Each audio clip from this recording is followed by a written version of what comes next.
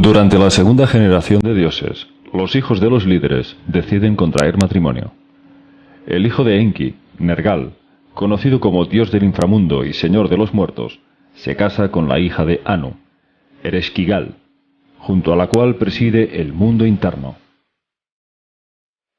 El hijo menor de Enlil, Ishkur, se casa con Shala, diosa de las semillas, con la que tienen un hijo llamado Enbilulu, un dios posteriormente conocido como señor de los ríos y canales. El dios lunar Nannar-Sin se casa con una hija de Enki, Ningal. De su unión nacen dos gemelos que tendrán una gran relevancia en los acontecimientos futuros, Inanna, Ishtar en acadio, y Utu, Shamash en acadio. Esa fue, pues, la tercera generación de dioses.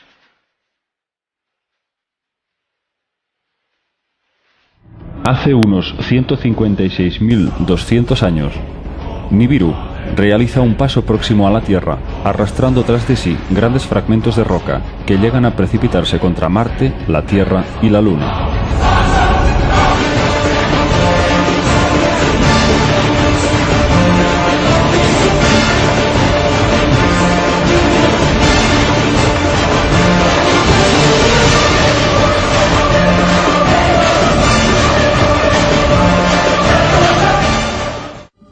Tales espectáculos celestes llegan a captar la atención de Enki, a tal punto que decide viajar hasta la Luna junto a su hijo Marduk para instalar allí varios equipos para realizar un estudio exhaustivo sobre los movimientos y órbitas de los planetas, centrándose especialmente en los de la Tierra.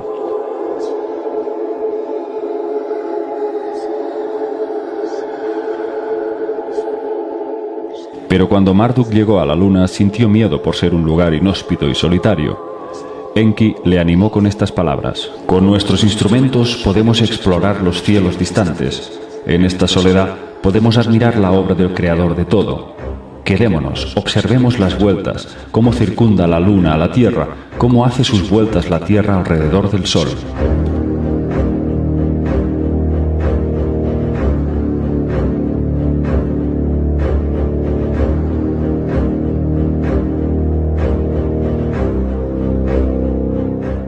Enki y su hijo Marduk permanecieron en la Luna durante 12 largos años de profundos estudios.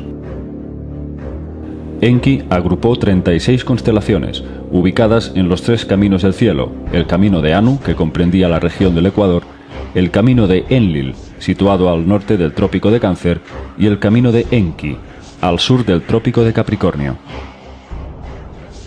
Enki dividió la bóveda celeste en 12 constelaciones zodiacales. Cada una fue bautizada con un signo del zodíaco, y de ahí surgió la astrología y el conocimiento del influjo de los planetas en los seres vivos. En la soledad lunar, Enki mantiene largas conversaciones íntimas con su hijo. Marduk le confiesa sentirse dolido porque Enki siempre había considerado a su hijo Ningit-Jida como predilecto. «No yo, sino Ningit-Jida, de mí el más joven, para ayudarte fue invitado. Con ellos, no conmigo, tus conocimientos de la vida y la muerte compartiste». Enki le responde que no tiene motivos para quejarse. A él le fue concedido el cargo de comandar a los Igigi en la base marciana. Una y otra vez, Enki le rehúye una respuesta clara sobre el por qué le da a Ningit-Jida, y no a él, los secretos de la resurrección de los muertos y otras claves, pero da la sensación de que Enki consideraba a Marduk más capacitado para cuestiones políticas y de mandato. En cambio, Ningit-Jida era un gran científico más receptivo al conocimiento médico y espiritual. Pero Marduk sigue resentido y entonces le replica: «Tú, padre mío, eres el primogénito de Anu. Sin embargo, Enlil, y no tú, es el heredero legal. Tú, padre mío, fuiste el primero en amenizar y en fundar Eridu. Sin embargo, Eridu está en los dominios de Enlil. Los tuyos están en el distante Apsu. Yo soy tu primogénito. De tu esposa legítima en Nibiru nací. Sin embargo, el oro se reúne en la ciudad de Ninurta, para de ahí enviarlo o retenerlo. La supervivencia de Nibiru está en sus manos, no en mis manos».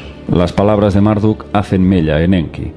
Le hace recordar las infinitas humillaciones que le ha hecho pasar Enlil. Pero aún así, Enki evita hablar mal de Enlil. En cierto modo acepta la situación, por mucho que Marduk intente provocarle odio y rebeldía. Entonces, para calmarle, Enki le hace la siguiente promesa: eso de lo cual se me ha privado a mí, tu destino futuro será. Tu tiempo celestial llegará. Una estación mía junto a la tuya habrá. Mientras, en la Tierra, Enlil está preocupado por la ausencia de ambos. Son muchos años sin saber de ellos. Enlil envía un mensaje a su padre, el soberano Anu. Enki y Marduk han ido a la luna. Sus acciones son un misterio. No se sabe lo que están tramando. Cuando por fin regresaron, en la Tierra se disputaban el liderazgo de la ciudad de Sipar, el puerto espacial. Enki sugirió que se la concedieran a Marduk, a lo que Enlil respondió: no, esa tarea está reservada para mi hijo Ninurta. Anu, cansado de tanta rivalidad, sentenció: ni Enlil, ni Enki, ni Ninurta, ni Marduk estarán al mando. Que asuma la responsabilidad la tercera generación, que sea Shamash, el comandante de Sipar. Shamash era un ser benévolo, que no parecía compartir ningún atributo con su hermana gemela Ishtar, la diosa del sexo y la guerra, quien destacaba por su arrogancia, vanidad y capacidad de manipulación. Cuando Sipar estuvo terminada, decidieron que ya no era necesaria la estación de paso marciana para el suministro de oro, pues desde Sipar podían salir los cargamentos directamente hasta Nibiru. Anu dijo: cuando haya suficiente oro amontonado y almacenado en Nibiru, podrá reducirse el trabajo en la Tierra. Héroes y heroínas volverán a Nibiru, unos cuantos shars más de duros trabajos y volverán a casa.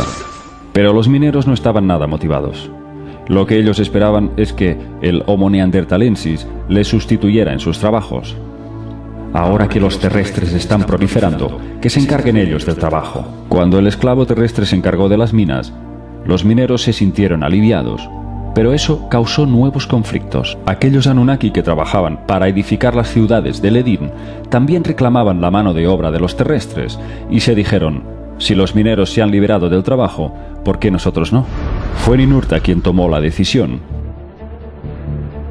Ninurta dirigió una expedición hasta el Apsu con 50 héroes. Iban pertrechados con armas. En los bosques y las estepas del Apsu persiguieron a los terrestres, con redes los capturaron. Llevaron varones y hembras al Edín. Aquello enfureció a Enki. Consideró que habían profanado la dignidad de sus criaturas. Además tuvo que asistir al maltrato del que eran objeto. Les golpeaban, les daban latigazos y les forzaban a una esclavitud perpetua y sin descanso. Pero 3000 años más tarde se giraron las tornas. Los descendientes del Adamu habían enloquecido, se habían propagado por todos los rincones, robaban el alimento de los dioses y sus genes se habían degradado al estado primitivo inicial. Pero de la mano del destino pronto llegó la solución al problema. Enki mantuvo relaciones sexuales con 2 hembras terrestres, de las que surgieron 2 maravillosas criaturas, Adapa y Titi, los primeros Homo sapiens que pronto sustituirían al primitivo neanderthalensis.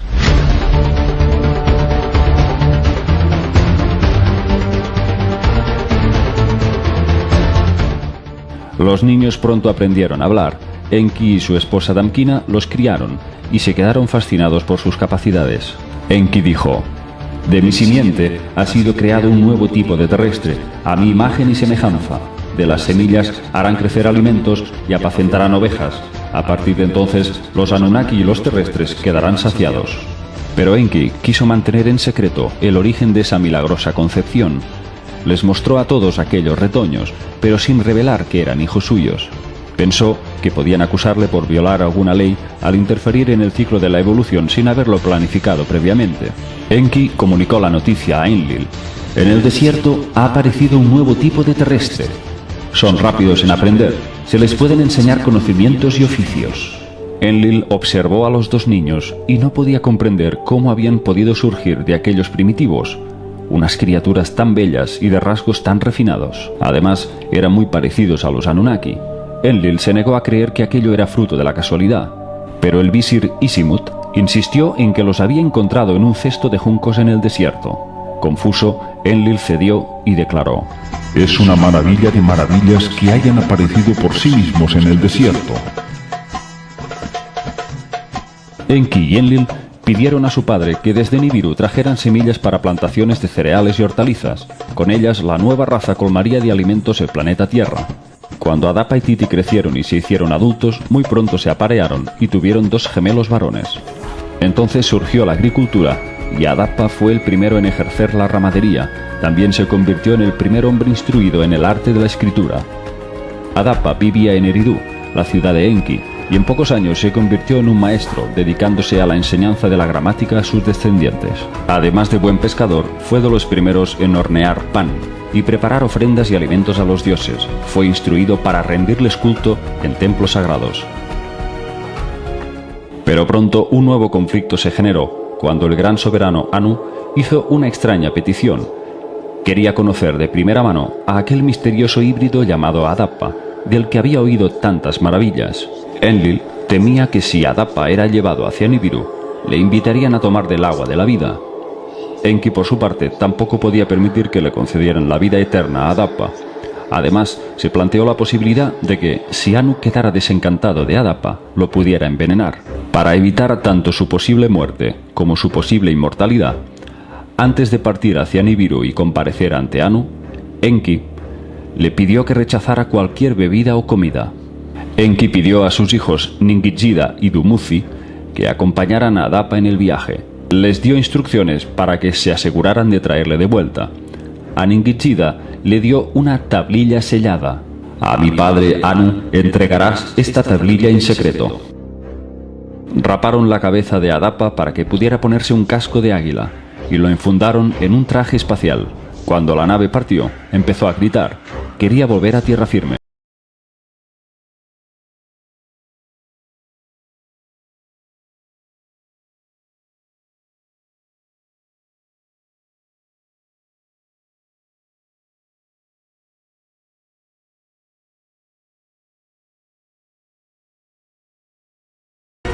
Cuando la nave llegó a Nibiru, los Anunnaki gritaron: «Ha llegado a Nibiru un ser de otro mundo», así decían las masas. Una gran expectación reinaba en Nibiru, todos querían verle y tocarle. Cuando Adapa fue conducido ante la presencia del gran Anu, este se sintió fascinado al comprobar que podía entender su lenguaje. Entonces se dirigió a Adapa y le dijo: «Ven aquí. ¿Cómo te llamas y cuál es tu ocupación?» «Mi nombre es Adapa, sirviente del señor Enki». Sus palabras sacudieron la sala. Consejeros nobles y príncipes no daban crédito. No imaginaban tal capacidad de entendimiento viniendo de un ser primitivo. Anu estaba estupefacto. «Maravilla de maravillas la conseguida en la tierra». Adapa le recitó versos y poesías que Enki le había enseñado. Eufórico, el soberano quiso celebrarlo y condujo a todos hacia el salón de banquetes. Entre aquel repertorio de comida estaba el llamado elixir de Nibiru, la fórmula que prolongaba la vida. Anu quería que Adapa se quedara en Nibiru con ellos, premiándole con la vida eterna. Pero Adapa se negó a probar cualquiera de sus manjares. Entonces Anu se enfadó. ¿Por qué ha enviado Enki a Nibiru a este maleducado terrestre? ¿Para revelarle los caminos celestes? Venga, Adapa, ¿por qué no comes ni bebes? ¿Por qué rechazas nuestra hospitalidad? El silencio de Adapa le irritaba por momentos. Anu preguntó a los hijos de Enki las razones de aquella negativa, pero nadie sabía nada. Entonces Ningishida le hizo entrega de aquella tablilla sellada que Enki le había dado. Quizás ahí se encontraba la respuesta.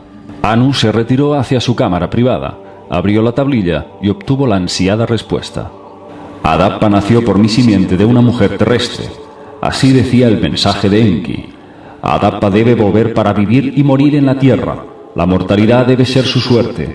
Con la siembra y el pastoreo de sus descendientes habrá saciedad en la tierra. Anu soltó una carcajada. Ya sabía de la incorregible fama de libertino sexual de su hijo. Entonces pidió a Ningishida que regresaran a Adapa a la tierra, pero ordenó a Dumuzi que se quedara con él en Nibiru durante un shar para que le sirviera en sus tareas de reinado. Cuando regresaron a la tierra, todos los líderes sabían ya la verdad sobre la paternidad de Enki. Se reunieron Ninhursag y Enlil para reírse en su cara. Enki, avergonzado, se defendió. «No he roto ninguna norma, he asegurado nuestra saciedad». Pero Enlil le soltó una de sus severas reprimendas. «No has roto ninguna norma, pero con tu acción precipitada has determinado los hados de los Anunnaki y los terrestres. Ahora la suerte está echada, el hado se ha impuesto al destino».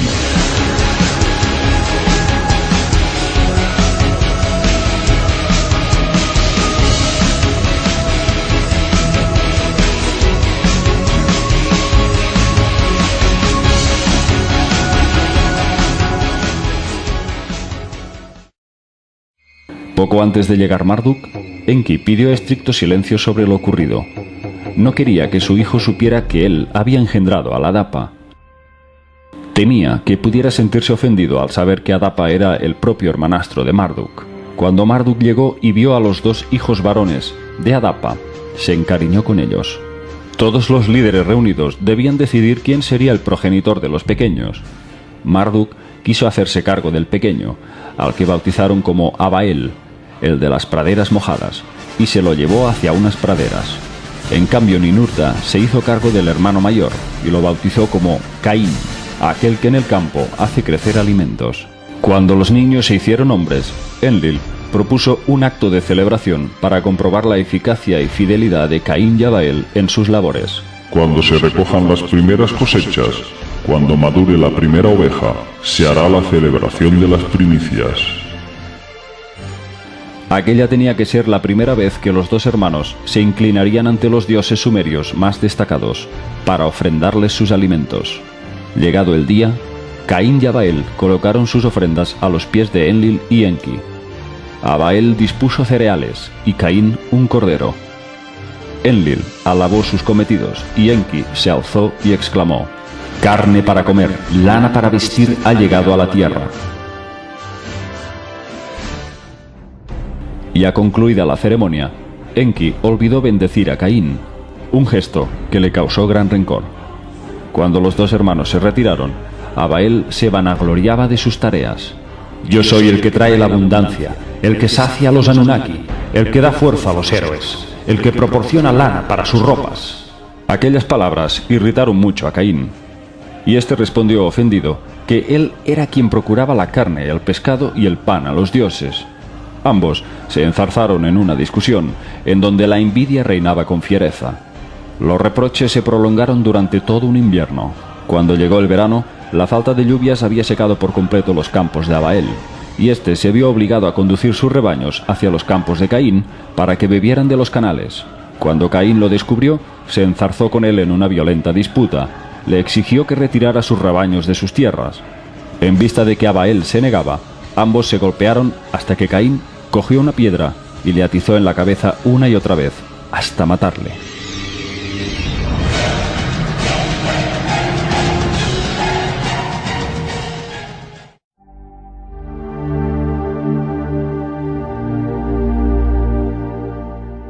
Cuando se dio cuenta de lo que había hecho, Caín lloró desconsoladamente, abrazando con fuerza el cadáver de su hermano. Esa misma noche, Titi, la madre de ambos hermanos, tuvo un sueño premonitorio en el que vio cómo Caín asesinaba a Abael. Asustada, cuando despertó, alertó a su marido Adapa y acudieron juntos al campo. Allí asistieron a la trágica escena. Caín permanecía aún agarrado a su hermano, presa del llanto y la desesperación. Cuando Enki llegó al lugar de los hechos, le gritó a Caín: «Maldito seas, tienes que irte del Edín. No te vas a quedar entre los Anunnaki y los terrestres civilizados». Enki no quiso condenar a muerte a Caín, solo exiliarle de esas tierras. Después de ser enterrado a Abael, Caín fue llevado a Eridu para ser juzgado.